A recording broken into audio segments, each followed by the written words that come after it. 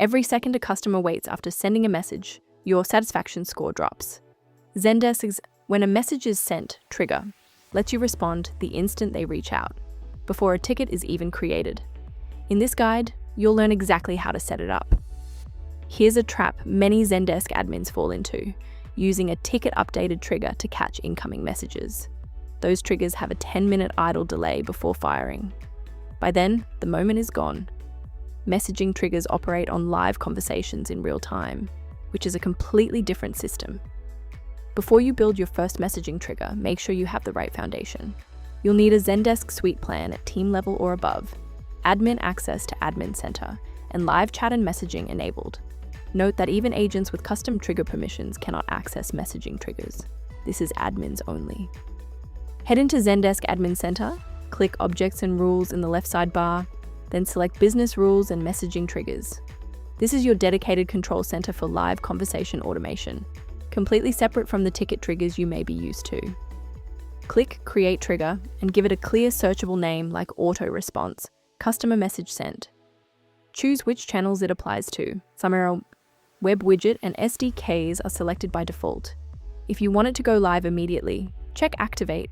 If you're still testing, leave it off. Under the Run Trigger dropdown, select When a Message is Sent. This is the most granular firing event. It evaluates your conditions every single time a customer sends a message in the Web Widget or mobile SDKs. Unlike when a customer requests a conversation, this fires on every message, not just conversation starts. Conditions control exactly when your trigger fires. You can filter by customer name, email, device type, location, account status, queue size, time of day, or even whether they've been triggered before. Choose Check All to require every condition match, or Check Any to fire when at least one is true. Once conditions are met, you define what happens.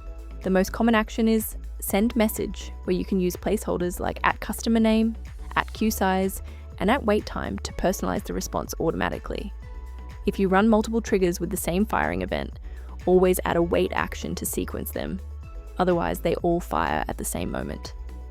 In practice, teams use this trigger for instant queue updates, after-hours acknowledgments, VIP customer fast tracking, and even language-specific auto responses based on browser or location data.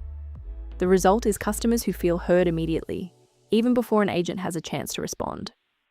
A few important limitations to know before you go live. This trigger only works on the Web Widget and mobile SDKs. It won't fire on WhatsApp, Facebook Messenger, or Slack direct messages. You'll also find fewer condition options compared to ticket triggers, and it cannot react to messages sent by agents, only customers. Zendesk's messaging triggers are powerful, but they're limited to sending the same static message every time. eesel AI connects directly to your knowledge base, your Shopify orders, your Jira tickets, and over 100 other tools. So instead of "we'll get back to you soon," your customers get the actual answer. You control it in plain English, no coding required. Messaging triggers give you real-time automation that ticket triggers simply can't match.